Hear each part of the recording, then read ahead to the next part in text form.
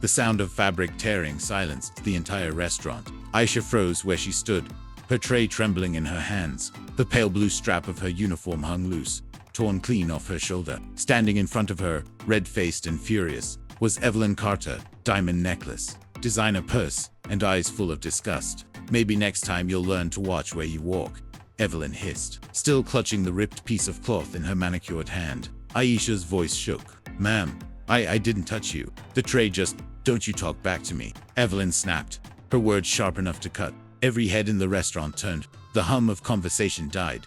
Aisha's brown skin flushed with shame. Her throat felt dry, her eyes stinging. Then a man's voice broke through. "Evelyn." Deep, cold, controlled. Evelyn stiffened. Her husband, Richard Carter, stood just behind her, the same Richard Carter whose company owned half the city's hotels. His expression was unreadable. "What are you doing?" he asked quietly. Evelyn dropped the torn fabric as if it had burned her. "She spilled water on my bag," she said quickly. "Do you know how much this costs?" Richard's gaze shifted to Aisha.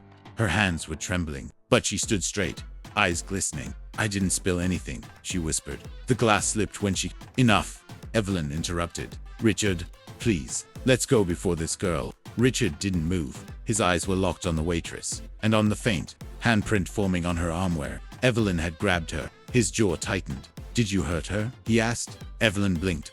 "What? Don't be ridiculous. I barely—" "Did you hurt her?" The restaurant was silent. Even the music had stopped. Evelyn opened her mouth, but no sound came out. Richard turned to Aisha. "Are you all right?" Her lips trembled, but she nodded.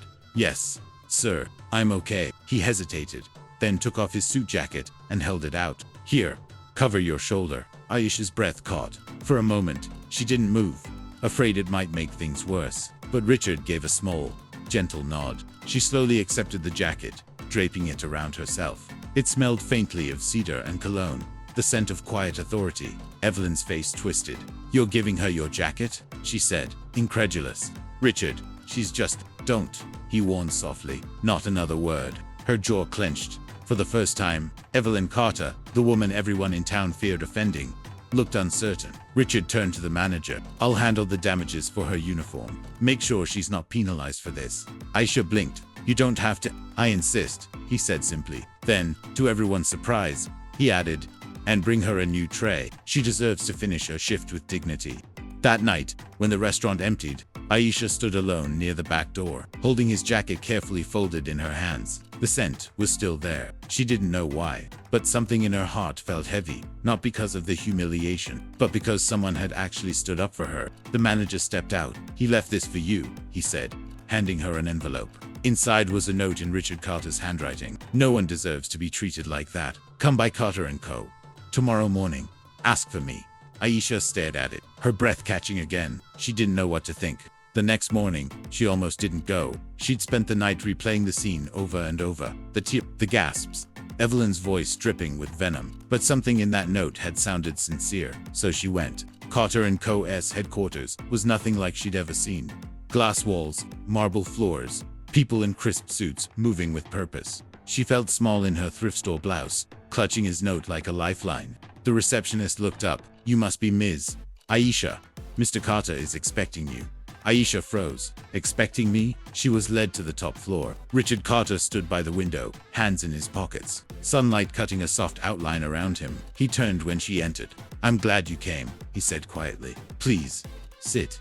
She did, nervously folding her hands. "I owe you an apology," he began. "What happened last night was unacceptable. Evelyn, she's been struggling, but that's no excuse." Aisha hesitated. "Sir, you don't have to apologize for her." "I do," he said firmly, "because I stood there too long before stepping in." Silence, the kind that felt heavy but honest. Finally, he sighed. "Tell me, how long have you worked there?" "Almost 3 years," she said. "It pays the bills. I'm saving for nursing school." Something softened in his face. "You remind me of my mother," he said. "She worked as a waitress too. Raised me alone after my father left." Aisha looked up, surprised. "She did?" He nodded. "She used to say, 'Never let anyone make you feel small for earning your bread.'" He smiled faintly. "I forgot that for a long time." He reached into his desk and slid a folder across. "There's a scholarship program under my foundation. Full tuition, housing, and expenses. I'd like you to have it." Aisha blinked, stunned. "Sir, I can't accept that." You can, he said simply. You've earned it. Tears welled in her eyes. I don't know what to say, just promise me one thing, he replied.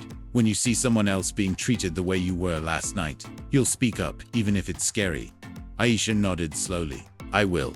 Weeks passed. Word of the incident spread quietly, whispered behind manicured hands at country clubs and charity galas. Evelyn tried to deny it, then to justify it, but the truth clung to her like smoke. Richard filed for divorce. When reporters asked why, he gave a single answer: because no amount of money can excuse cruelty. A year later, Aisha walked across the stage in her white nursing uniform, diploma in hand. In the front row sat Richard Carter, clapping proudly. She caught his eye and smiled.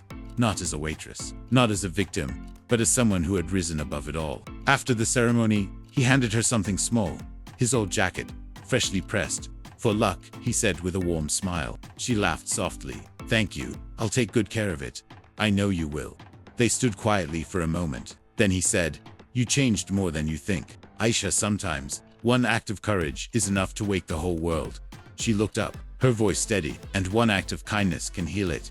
Hate destroys, but compassion rebuilds. Kindness can come from the most unexpected places, and it always leaves a mark that money never could.